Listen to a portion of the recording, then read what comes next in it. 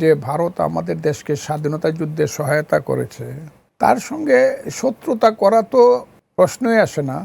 প্রতিবেশী একটা দেশ, যে দেশটা কিয়ামত পর্যন্ত আমাদের প্রতিবেশী থাকবে। সব কিছু বদলাইতে পারবেন, কিন্তু প্রতিবেশী কোনোদিন পৃথিবীতে বদলাইতে পারবেন না। আমার দেশের তিন দিকেই ভারত আমার চেয়ে 22 গুণ বড় একটি দেশ।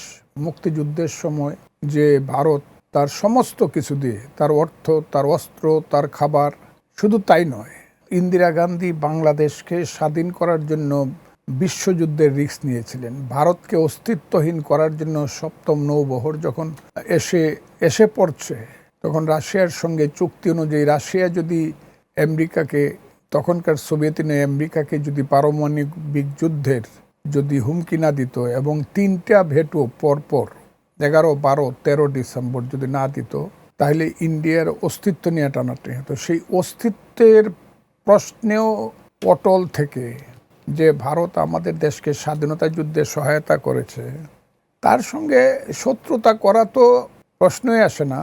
যদি বাংলাদেশ বা ভারত দুই দেশেই ভালোভাবে চলতে চায়, তাহলে সুসম্পর্ক রাখতেই হবে।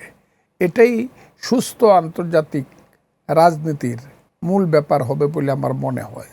কেউ কারো মালিক না, কেউ কারো গোলাম না। বন্ধু হিসাবে, ভাই হিসাবে পাশাপাশি দুইটা প্রতিবেশী দেশ সুষ্ঠু সম্পর্ক রাখবে।